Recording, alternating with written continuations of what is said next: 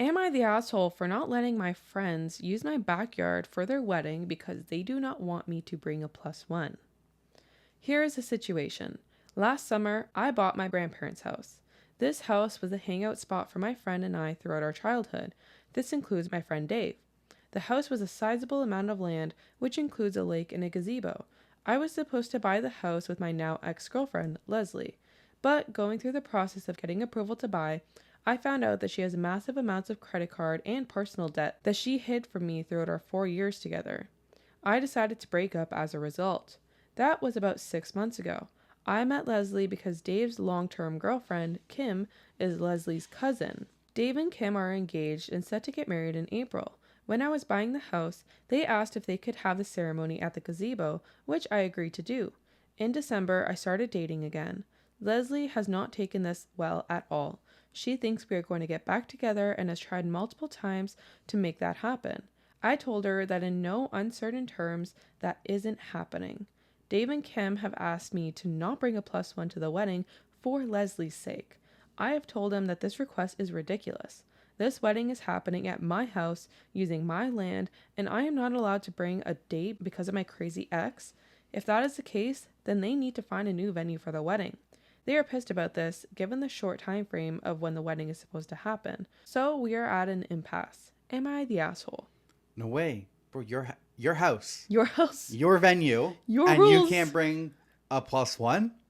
I'm sorry. I would have the exact same reaction. I got the exact same thing. So there are a couple edits to bring some more context into this. I have seen a few things brought up a number of times in the comments, so I will quickly address them here. 1. I am fully aware of the liability issues, which is why I purchased, and they reimbursed me for a special event insurance policy, which will provide 100% coverage for any damages, claims, injuries, etc. to any of the property or persons up to $2 million. It is one of the first things we did after I agreed to have the event in my home. 2. The wedding will have a maximum, if everyone comes, of 75 guests, 5 catering staff, and 5 security staff. The security is because this is an open area that anyone walking past can access. The house has hosted events twice this size, and logistically it has been fine. On the property are 2 cottages, one with 1 bathroom and the other with 2 bathrooms. The only portion of my house that will not be locked during the wedding is the finished basement. The basement has 2 bathrooms. 3. Every person who is single, i.e. not in an established relationship, received an invitation with a +1, including me and Leslie. This talk came after I sent in my return card and indicated I was bringing a +1. Now, they are saying they do not want me to have this +1 because Leslie blew up about it and they are afraid of a blow up at the wedding. 4. Leslie indicated she intends to bring someone on her card.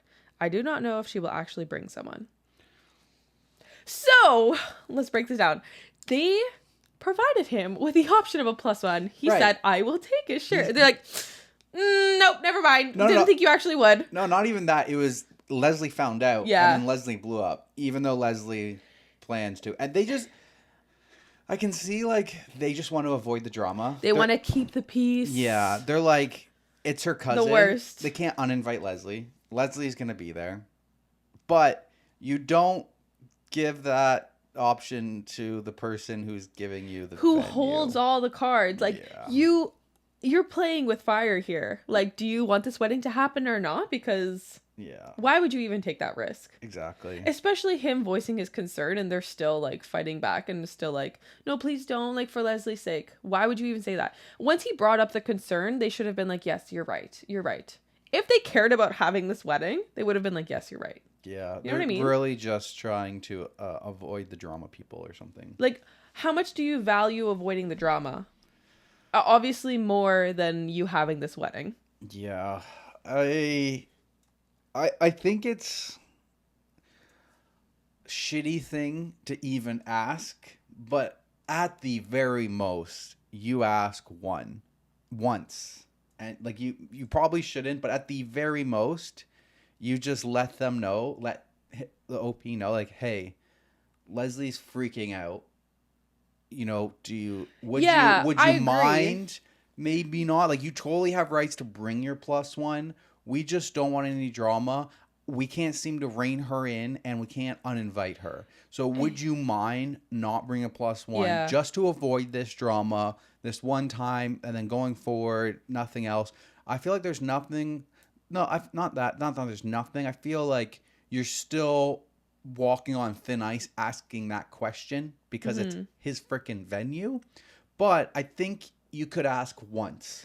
There is going back from asking. There's no going back from like insisting that he doesn't bring it. Yeah, like if you explain the situation and you're just like, dude, Leslie's crazy, but it's my cousin. There's nothing we can do about it. Like we can't uninvite her. She's bringing a +1, and I just don't want her unstable explosion to ruin our wedding. How important is it to bring a +1? Like, are you okay with not bringing a +1 to avoid this drama, or do you really want your +1 there? Like, I don't want to ask you not to bring your +1 because you have full rights to bring your +1, but we feel like she is going to cause a huge explosion. So if you do bring a +1, would you mind just trying to like avoid her, not to make the situation worse, because she is a ticking time bomb.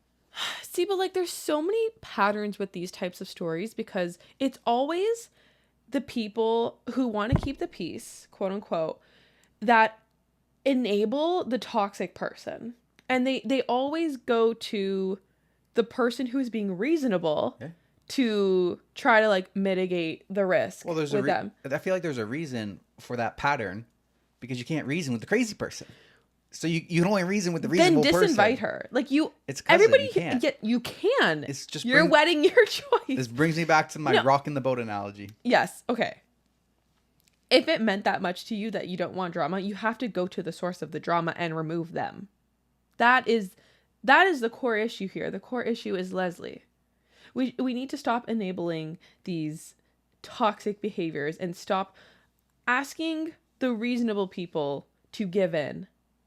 Because that shows your colors and that shows whose relationship you value more. Yeah, I mean, I do agree with you, but I'm just not surprised what keeps happening. I agree. There's the part at the top where he's like, we were going to buy a house, and then she hid from me massive debt, credit cards and personal debt, throughout the 4 years. And I feel like when we were first started dating, it wasn't like that I hid anything from you. But I did have a little bit of my own debt. And then once we got to a certain point of our relationship, it was right before we moved in together. Like I had my own stuff and I had a little bit of debt that I was trying to pay off. But once we got to the point where we were looking to move in and get an apartment together, that's when I was like, hey. I think it was even before that. I don't think so. I remember it was like in Barrie and we were looking to get into a new place. I think you told me when I was in the Netherlands, and at that point we didn't plan on moving in together. No, I didn't tell you in the Netherlands. Okay, maybe I'm wrong. I told you in Barrie when we got back and we were looking at a new place. I at least that's how I remember it. But at that point I was like, okay, it's been 2 years into our relationship. We're looking to move in together. Like, hey, I just want to let you know I've got a couple $1,000s over here that I've been trying to like pay down, and that you were fully aware. I didn't hide anything from you or my credit rating when we're moving in, because it's like, hey, we're gonna. There's no need to like share that before. Yeah. Exactly, but we got to the point where it's like, now there's a need. Yeah. But he says, like, yeah. So that's why I'm like, was there ever a need before in their 4-year relationship? Like, how much was it? Like, she just didn't talk about it, or did she actually hide it? Yeah, exactly. Is my question of like, he when uses do you the term hide? So I feel like maybe they discussed finances before, and she like hid it. Yeah. And it's just like, I was just curious question of like, when in your relationship do you let your spouse know about your financial situation? Yeah. Good or bad? Like, what is like, when do you tell your spouse? Once you lock like, them down. Yeah. Like, oh, I've got this much in my retirement savings. Like, I've this much saved for a house. Like, I feel like if you're in a relationship with somebody and through those first couple of years, as you start talking about like your future, I feel like that person should be like open about that stuff. You start talking about your future of when you want to buy a house, and your partner is like, will not tell you about anything of their savings or debt or anything. It's like a little bit of a yellow flag of like, hey, you know, that open communication. Okay, there's an update. So I met with Dave this morning. We talked for almost 2 hours about everything. I laid it out that I thought he was, at best, a shitty friend. I went through our long history of various things over the years that has me questioning our friendship. That was the bulk of our conversation. We then turned to the breakup with Leslie and the shit show of the last 6 months.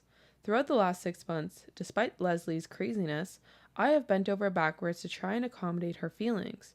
She has shown up to my house in the middle of the night. I did not go for a restraining order. When I go out, I do not go to the places I know that her and her family like to go. She has implied to her family and mutual friends at various times that I cheated and or that I took advantage of her financially, neither of which is true at all. I have held my tongue to not embarrass her about these things in front of her friends and family. Dave knows all of this and yet is demanding once again that I put Leslie's feelings before my own. I said, you and everyone else need to stop coddling her like she is a fucking child. Dave concedes that Leslie has been crazy and ridiculous since the breakup, but he says, quote, she feels she did not get that closure after their relationship. She wants to have an evening where she can talk to you to get that closure. He also told me that Leslie has been very vigilant about paying off her debt and paid off almost 10 grand of her credit card debt. She wants to talk to me about her progress to see if that might cause me to change my mind. It will not. I asked him, so do you expect me to go to this wedding and talk to her? Because I have her blocked everywhere and, date or not, I do not plan to say a single mumbling word to her. He said, I fully expect she would lose it if y'all don't talk at the wedding. I told him if that is the case, then for the good of my property, I can't have Leslie come. If she is so unstable that I need to be coerced into a conversation with her, she is too unsafe to be a guest, in any capacity, in my home. So I have told him, based on what he has told me, Leslie cannot come to my house or on my land. I am willing to still have the wedding at my place, but I cannot trust Leslie won't do something, given what you are telling me. Dave lost it at this point. He said, fuck you and your shit. I don't need it. So I said, then the wedding is off. He left. So this is the state of things. Damn. Stay strong, man. If that's what you're saying and she is so unstable, like, and I don't talk to her, is she gonna like burn my house down or like trash it? Like, I literally can't trust it. So yeah, at this point, I don't want her on my property. And if you can't handle that, don't have your wedding here. Dave sucks. Yeah. Dave sucks so bad because what the heck is this behavior? Just enabling the behavior.